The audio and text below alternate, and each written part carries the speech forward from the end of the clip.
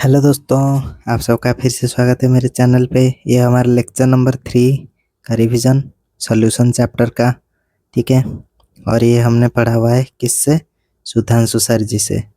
Sudhanshu sir. ठीक है, तो चलिए आज का हम शुरू करते हैं। यहाँ पे हमने पढ़ा था हेनरीज लॉ। ठीक है, solubility of gas in liquid. Gas in liquid, gas जो है वो सॉल्यूट है, यानी कि गैस इन लिक्विड। गैस को हम लिक्विड पे डाल रहे हैं तो लिक्विड हो जाएगा सॉल्वेंट, गैस हो जाएगा solute. Solubility of gas in liquid is inversely proportional to temperature. आपने देखा होगा जैसे कि हम कोल्ड ड्रिंक्स पीते हैं उसमें कार्बन डाइऑक्साइड होता है, और कोल्ड ड्रिंक्स है वो कोल्ड होता है यानी कि ठंडा होता है। तो इन्वर्सली प्रोपोर्शनल टू टेम्परेचर, जितना ज़्यादा ठंडा होगा उतना ज़्यादा गैस जो है वो लिक्विड पे मिलेगा। रीजन ये एक्सोथर्मिक होता है। नेचर ऑफ गैस, ठीक है, नेचर ऑफ गैस पे डिपेंड करता है, जो जिसका इंटरमोलिकुलर फोर्स ज़्यादा होता है, ठीक है, क्रिटिकल टेम्परेचर ज़्यादा होता है, फिर इजीली लिक्विफाइबल गैस होती है। मैंने यानी कि जो गैस होती है वो इजीली लिक्विड में कन्वर्ट हो सकता है, और डायरेक्टली प्रोपोर्शनल टू सॉल्युबिलिटी होती है। रिएक्ट विथ लिक्विड ज़्यादा होना चाहिए, लिक्विड के साथ ज़्यादा रिएक्ट करना चाहिए। फिर solubility of gas in liquid is direct proportional to pressure. Solubility of gas in liquid, अगर यहाँ पे होता है solubility of solid in liquid, solid in liquid, तो यहाँ पे प्रेशर को वो डिपेंड नहीं करता। यही है हेनरीज लॉ कि गैस इन लिक्विड का जो सॉल्युबिलिटी है वो प्रेशर के ऊपर डिपेंड करता है। Henry's law states that at a constant temperature, the solubility of a gas in liquid directly proportional to the partial pressure of the gas present above the surface of liquid or solution. ठीक है, solubility of gas is directly proportional to pressure. Solubility of gas is directly proportional to pressure, यही है Henry's law. तो इसको हम लिख सकते हैं solubility of gas is equal to K into P. ये जो के है ये है प्रोपोर्शनल कांस्टेंट, जिसका कि यूनिट होता है हमारा एस डिवाइडेड बाय पी हो सकता है। ठीक है, और यहाँ पे हम इस के को अगर हम ऐसा लिखें इसको कि pressure is equal to K into S, तो ये वाला के का वैल्यू हो जाएगा कितना, पी डिवाइडेड बाई एस। तो पी डिवाइडेड बाई एस भी हो सकता है और एस डिवाइडेड बाई पी भी हो सकता है।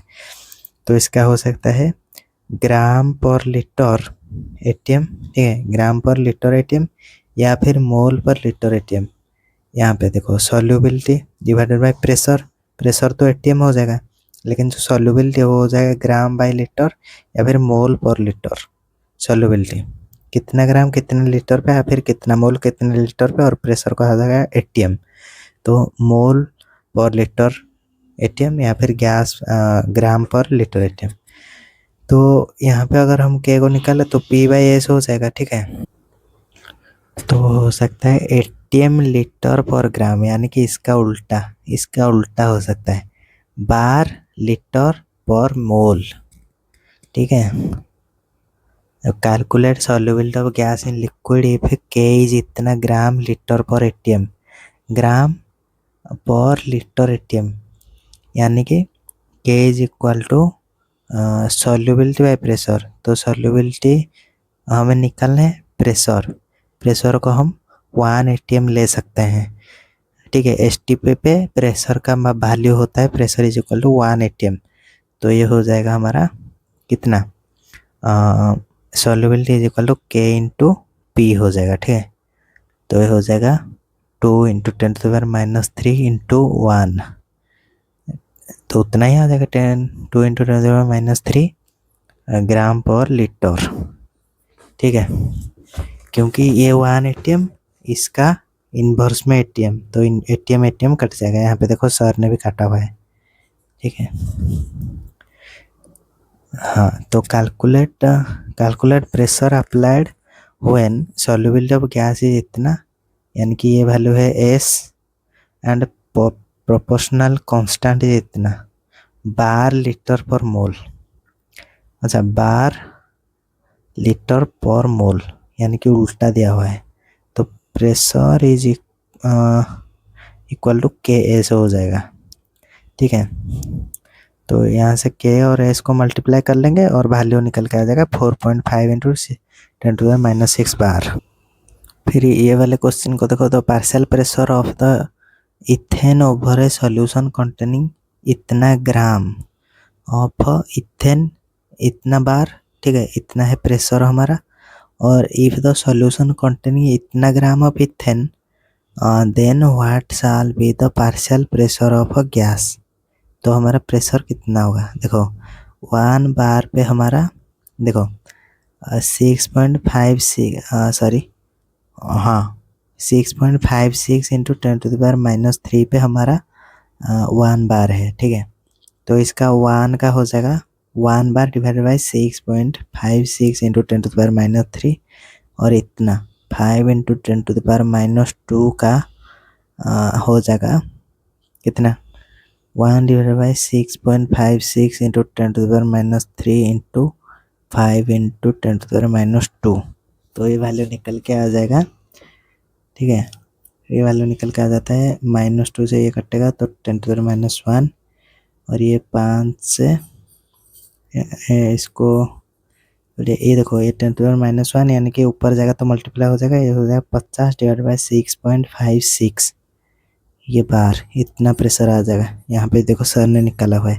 और इसको और एक मेथड से हम कर सकते हैं, क्योंकि S is directly proportional to pressure, ठीक है। तो हो जाता है S1 is equal to P1 divided by S2 is equal to P2। तो इसको हम लिख सकते हैं S1 by S2 divided is equal to P1 by P2। तो S1 का वैल्यू ये है हमारा, फिर S2 का वैल्यू ये है, ठीक है। तो P1 का वैल्यू इतना रहा, P2 का वैल्यू कितना निकालना है। तो P2 का वैल्यू निकालना है तो P2 ऊपर चला जाएगा और ये वाला वैल्यू जो है नीचे आ जाएगा और ये वाला वैल्यू 1 बार से मल्टीप्लाई हो जाएगा। तो ये डिवाइडेड बाई ये हो जाता है इतना। डाल्टन, फिर डाल्टन चाचा आए इंटरप्रिटेशन देने के लिए हेनरीज लॉ को। भाई साहब कोई भी कुछ भी बता रहा है तेरे लॉ को, मैं बताता हूँ क्या होगा। तो बोल रहा है pressure is directly proportional to solubility, ठीक है। मैं उसको बोलूँगा pressure is directly proportional to mole fraction. देखो यहाँ पे solubility of a gas should measured in terms of mole fraction. Solubility of a gas in liquid is proportional to pressure. ये किसने दिया था, ये दिया था हेनरी ने, हेनरी।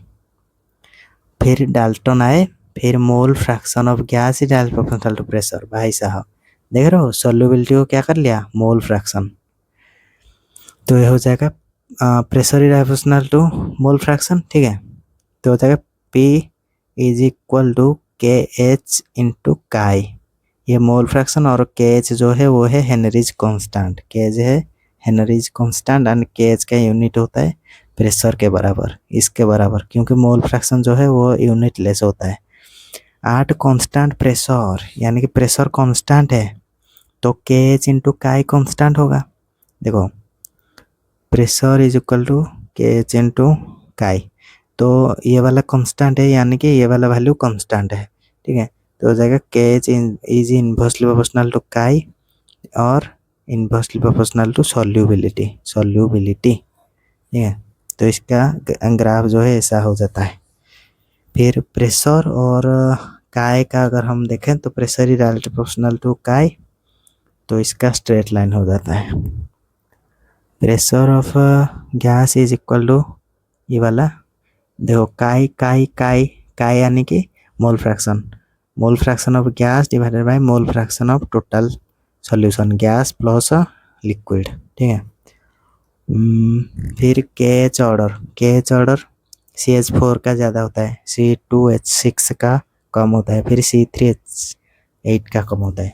यानी कि इंटरमोलिकुलर फोर्स अगर इंक्रीज होगा तो सॉल्युबिलिटी डिक्रीज होगा और KH भी डिक्रीज होगा,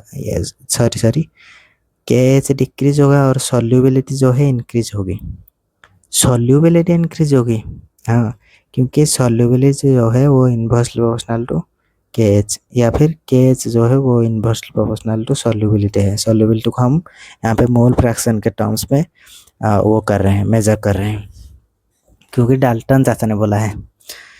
CH4 यहाँ पे देखो एक ही कार्बन है, यहाँ पे 2 कार्बन, यहाँ पे 3 कार्बन, यानी कि इनके बीच बीच में मॉलिक्यूलर फोर्स ज़्यादा हो रही है। ठीक है, कार्बन कार्बन बॉन्ड ज़्यादा हो रही है, तो इसीलिए सॉल्युबिलिटी तो इंक्रीज होगी, परंतु KH की वैल्यू डिक्रीज होगी, हेनरीज कांस्टेंट डिक्रीज हो जाएगा। हीलियम जो है वो ज़्यादा है, फिर ऑक्सीजन, फिर कार्बन डाइऑक्साइड, फिर NH3। ठीक है, क्योंकि इसमें ज़्यादा बॉन्ड है, इसमें कम, फिर इसमें कम, फिर इसमें तो कोई बॉन्ड नहीं है, केवल वैन डर वाल्स फोर्स है। ठीक है, देखो यह होता है हेनरीज कांस्टेंट, वैल्यू होती है सब डिफरेंट गैस के लिए वो डिफरेंट होती है। ठीक है, टेम्परेचर अगर बढ़ाएंगे तो solubility of gas in liquid decrease होगा। हाँ, क्योंकि हमारे कोल्ड ड्रिंक्स पे वो जो होता है कार्बन डाइऑक्साइड होता है, वो कैसे ज़्यादा सॉल्युबल होता है, जब हम उसको ठंडा करते हैं, अगर उसको गर्म करेंगे तो वो कार्बन डाइऑक्साइड निकल जाएगा। ठीक है, KH ज़्यादा होती है, अगर टेम्परेचर बढ़ाएंगे तो KH ज़्यादा होगी, क्योंकि Ka की वैल्यू घटती है, और KH is inversely proportional to solubility. At a different temperature value of KH of same gas हो, लेकिन अगर डिफरेंट टेम्परेचर हो तो उसका KH का वैल्यू होता है different. KH is a function of nature of gas. KH का ऑर्डर हीलियम, नियॉन, फिर आर्गन, क्रिप्टन, जेनॉन। ठीक है, क्योंकि साइज यहाँ पे इंक्रीज होता है तो van der Waals force increase होती है, van der Waals force increase होता है तो इंटरमोलिकुलर फोर्स भी इंक्रीज होता है, सॉल्युबिलिटी इंक्रीज होती है, KH डिक्रीज होता है। Helium, neon, argon, krypton, xenon, ये सब। मैं रात में वीडियो शूटिंग कर रहा हूँ, इसीलिए मेरी आवाज़ में थोड़ी सी वो हो सकती है। ठीक है, फॉर वेरी डाइल्यूट सोल्यूशन, क्योंकि मैं बहुत चुप चुप बोल रहा हूँ धीरे धीरे से। फॉर वेरी डाइल्यूट सोल्यूशन मोल, ये जो मोल है गैस का लिक्विड से कम होता है, तो इसीलिए हम इसको लिख सकते हैं pressure of gas is equal to KH into chi ना, तो ये हो जाता है KH into N of gas divided by N of liquid. क्योंकि यहाँ पे अगर हम एन ऑफ गैस को अगर हम ऐड करें एन ऑफ लिक्विड से, तो ये नेग्लिजिबल अमाउंट होता है, क्योंकि ये बहुत ज़्यादा कम होता है इससे। अगर हम 0.000000000000001 इसको अगर हम 1 से क्या करें ऐड करें, तो ये क्या होगा 1.00000000000000001। तो इतना, ये वैल्यू कोई ये ना लें तो भी बेहतर है भाई साहब, एक ही ले आ जाए, तो इसीलिए हो जाता है N of gas divided by N of liquid into KH। ये वैल्यू निकल के आ जाता है हमारा प्रेशर। 1 लीटर वाटर का हमारा मोल होता है 55.55 मोल्स। हेनरीज लॉ, ये वाला इंग्लिश पे है। It can be stated as as at constant temperature the solubility of gas in liquid is directly proportional to the partial pressure of gas present above the surface of liquid। भाई साहब ये तो पढ़े हुए थे, मोल fraction of gas off solubility proportional to the partial pressure of the gas, the partial pressure of gas in vapor phase is proportional to the mole fraction of gas in solution। this is most common definition। वही तो एक ही है, और क्या चीज़ गलत अलग हो गया। Characteristic of a Henry's constant, unit same as pressure, torr या फिर बार। ठीक है, डिफरेंट गैसेस हैव डिफरेंट, अरे भाई साहब ये तो पढ़े हुए थे यार। Different gases different KH in same temperature, अगर हम टेम्परेचर को अलग करें तो सेम गैसेस का भी डिफरेंट हो सकता है। This suggest that KH is a function of nature of gas. हाँ, इसको हमें याद रखना है। देखो गैस जो है नाइट्रोजन टेम्परेचर 293 ये वाले टेम्परेचर पे ये होता है 76.48, तो इसको लिख सकते हैं 76.5। ठीक है, ये वाला होता है KH का वैल्यू। और फिर अगर हम टेम्परेचर को इंक्रीज करें, इसका वैल्यू होता है 88.84। ठीक है, देखो यहाँ पे ऑक्सीजन 293 पे होता है 34.86, फिर अगर हम इंक्रीज करें तो हो जाता है 46.80, यानी कि डिक्रीज होना चाहिए लेकिन ये बढ़ता है, ठीक है। डिक्रीज होना चाहिए ना, डिक्रीज होना चाहिए, लेकिन ये बढ़ रहा है, क्योंकि अगर हम टेम्परेचर को बढ़ाएं तो हमारा सॉल्युबिलिटी जो है घटेगा। तो के एच जो है अच्छा, सॉल्युबिलिटी घटेगा, यानी कि के एच जो है वो बढ़ेगा, यानी कि सही है, बढ़ रहा है। 76 से जा रहा है 88 को, फिर 34 से जा रहा है 46 को, ठीक है। फिर के एच का ऑर्डर हीलियम, नियॉन, फिर हाइड्रोजन, आर्गन, ऑक्सीजन, ठीक है। If nitrogen gas is bubbled, भाई साहब बबल्ड थ्रू वाटर इन इतना, how many millimoles of N2 gas would dissolve in 1 liter of water? Assume that nitrogen exert partial pressure of इतना, ये हो गया हमारा प्रेशर, ठीक है। और हेनरीज लॉ कांस्टेंट इज इतना किलो बार, के is constant for nitrogen is, ये हो जाता है के एच, ठीक है। तो के एच इतना है और प्रेशर इतना है, हमें निकालना है क्या चीज़, मिलीमोल्स, मिलीमोल्स। तो मोल्स, पहले मोल्स निकालते हैं, तो हो जाएगा pressure is equal to K H into काई। यहाँ पे डाइल्यूट सॉल्यूशन है क्योंकि मिलीमोल्स है और 1 लीटर वाटर पे है, ठीक है। तो हो जाएगा प्रेशर हो जाएगा 0.987 is equal to K H का वैल्यू 76.48 इंटू 10⁻³ क्योंकि यहाँ पे किलो बार है, किलो बार, 10⁻³ बार इंटू हो जाएगा नाइट्रोजन का मोल डिवाइडेड बाय सॉल्वेंट का मोल हो जाता है 55.55, ठीक है, 55.55। तो ये निकल के आ जाएगा 0.987 इंटू 55.55 डिवाइडेड बाय 76.48 इंटू 10⁻³। तो इसका वैल्यू आ जाता है हमारा, कैलकुलेटर से कैलकुलेट करके 0.716। भाई साहब, इसको अभी हम करेंगे तो हमारा कितना बच जाएगा, अभी देखो रात के 11:30 बज रहे हैं, तो बच जाएगा भाई साहब हमारा band. The solubility of nitrogen, वैसे हम नींद आ रही है, the solubility of nitrogen in water expose to the atmosphere when its partial pressure, ये रहा प्रेशर हमारा, इज इतना सॉल्युबिलिटी, अच्छा ये रहा काई, इससे सॉल्युबिलिटी आते हैं इतना mm, इतना प्रेशर पे कितना सॉल्युबल होगा, ठीक है। Pressure is in directly proportional to chi, तो 593 divided by 760 is equal to 5.3 into 10⁻⁻⁴ divided by chi 2। तो इसको हमें निकालना है, तो इसे हो जाएगा chi 2 is equal to 760 into 5.3 into 10⁻⁻⁴ divided by 593। तो वैल्यू हमारे निकल के आ जाएगा ये वाला चीज़। क्यों? क्योंकि यहाँ पे देखो हमने प्रेशर को बढ़ाया है, तो ये वाला वैल्यू भी बढ़ेगा, बढ़ना चाहिए, ठीक है।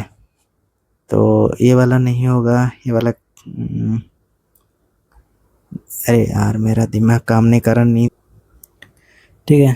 तो मैंने भी अभी कैलकुलेट किया हुआ है, इसका वैल्यू निकल के आ रहा है इतना 6.8 इंटू 10⁻⁻⁴, ठीक है।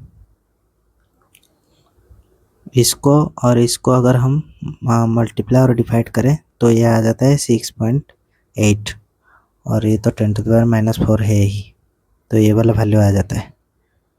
अरे यार, if oxygen gas is bubbled इतना टेम्परेचर पे, the number of millimoles of O2 dissolved in 1 litre of gas, अभी किए थे यार ऐसे क्वेश्चन, हेनरी लॉ कांस्टेंट इतना।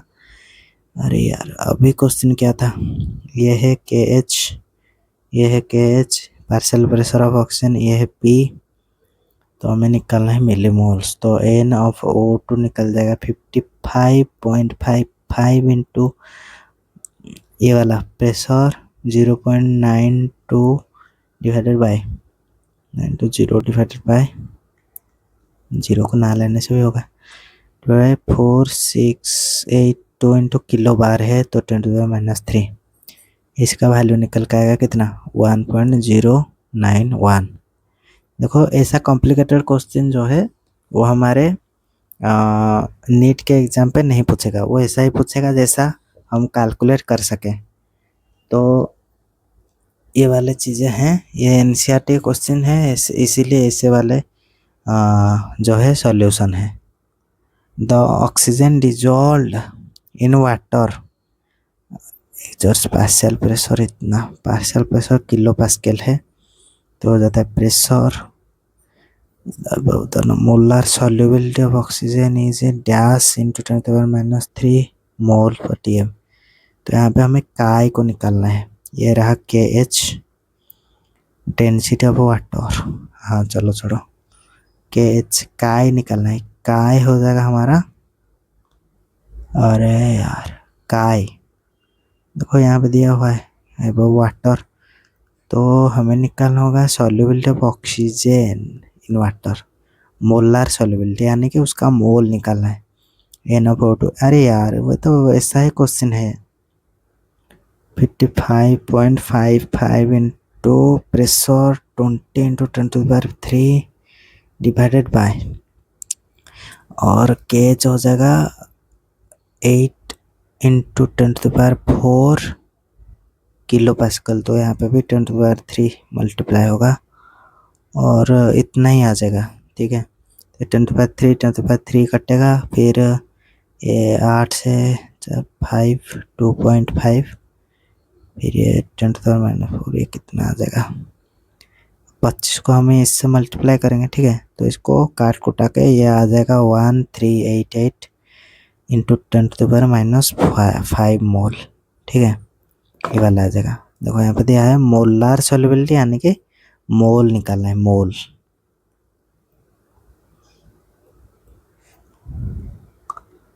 अरे और कितना क्वेश्चन है, 1 2 फिर 2।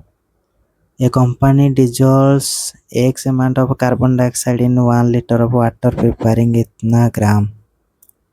ठीक है, X का इतना ग्राम हो गया, फिर पार्शियल प्रेशर ऑफ इतना प्रेशर दे दिया है, यानी लॉ कांस्टेंट ये दे दिया है, फिर आ गया हमारा क्या चीज़, हाँ प्रेशर आ गया, KH आ गया, तो हमें काय निकालना है। काय पे फिर वाटर का हमें पता है 55.55।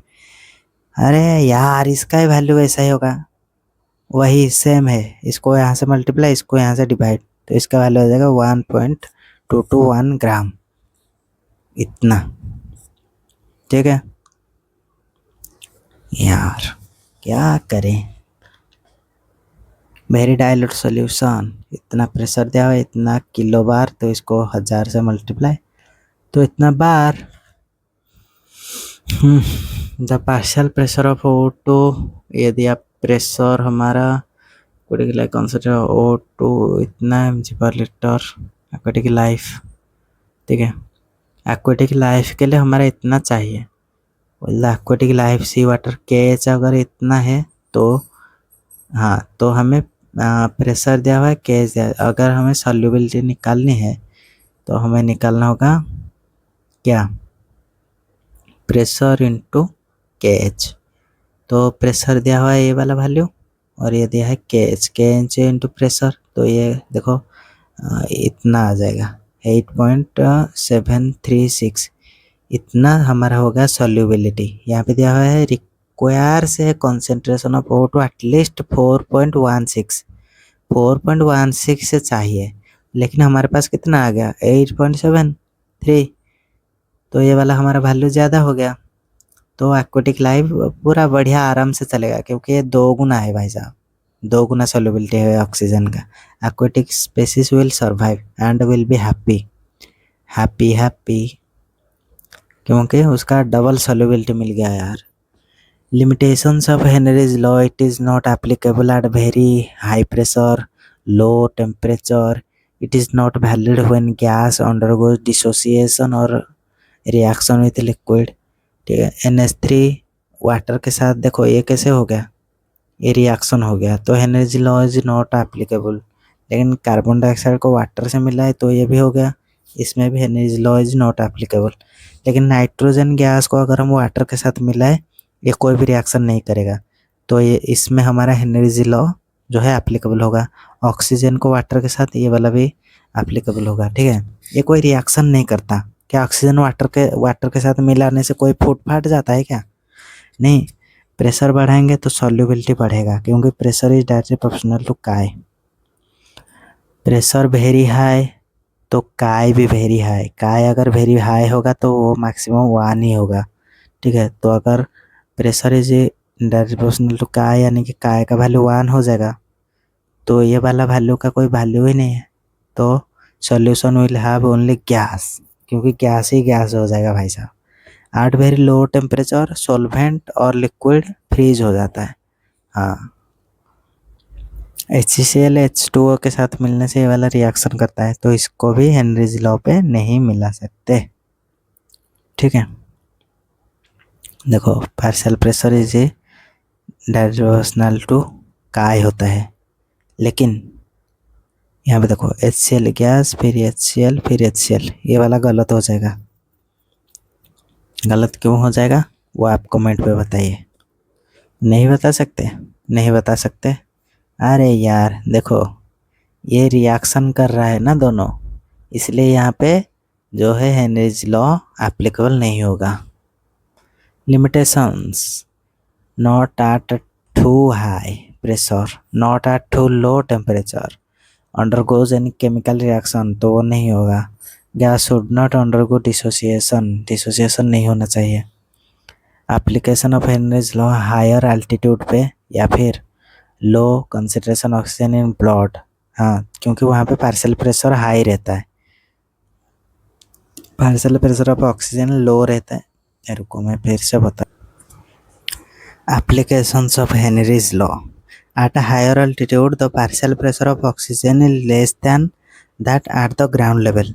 जो पार्शियल प्रेशर ऑफ ऑक्सीजन होता है हमारे हायर अल्टीट्यूड पे, यानी कि पहाड़ के ऊपर या फिर ऐसा, ठीक है, ग्राउंड लेवल से वो ऑक्सीजन का पार्शियल प्रेशर कम होता है। This leads to low concentration of oxygen in blood, यानी कि वहाँ पे तो partial pressure of oxygen low होता है, इसलिए हमारे ब्लड पे वो नहीं जा सकता हमारे ब्रीदिंग के थ्रू। तो एंड टिश्यूज, ठीक है, of people living at the higher altitude that lead to anoxia. Anoxia जो होता है अनएबल टू थिंक प्रॉपरली होती है, यानी कि वो प्रॉपरली वो कुछ सोच नहीं सकते, जिसको एनोक्सिया होती है। पार्शियल प्रेशर डिक्रीज होता है तो सॉल्युबिलिटी ऑफ ऑक्सीजन भी डिक्रीज हो जाती है। जैसे कि स्कूबा डाइवर्स भी होते हैं, तो वो नीचे जाते हैं तो हम यहाँ पे प्रेशर ज़्यादा बढ़ता है तो उनको मज़ा आता है भाई साहब, दिमाग एकदम फ्रेश, यानी कि ऑक्सीजन जो है वो ब्लड पे बिल्कुल सॉल्युबल होता है। Atmospheric pressure plus hydrostatic pressure, यानी कि पानी का दबाव, ठीक है, तो प्रेशर इंक्रीज होगा, solubility of oxygen and nitrogen in blood ज़्यादा होगा। तो अब जो ये ऊपर आएगा तो इसका ये जो नाइट्रोजन गैस है वो ब्लड से निकलने की कोशिश करेगा, तो वो ब्लड पे वो मतलब जमा हो जाएगा, तो वो वाला उसको बोलते हैं क्या चीज़, उसको बोलते हैं हमारा बेंड्स, ठीक है। Nitrogen gas in blood bubble के फॉर्म में वो जमा हो जाएगा और वो पेन क्रिएट करेगा, तो उसको बोला जाता है बेंड्स, ठीक है। तो उसको कम करने के लिए हमारे जो स्कूबा डाइवर्स हैं वो सिलेंडर पे मिला है क्या चीज़, हीलियम। हीलियम 11.7% वो लेकर के जाना चाहिए। नाइट्रोजन हमारा 56.2% या फिर, और ऑक्सीजन हो जाएगा हमारा 32% के आसपास, ठीक है। और ये देखो प्रेशर अगर डाउन होगा तो ये भी डाउन हो जाएगा। स्कूबा डाइवर्स ये भी हो गया।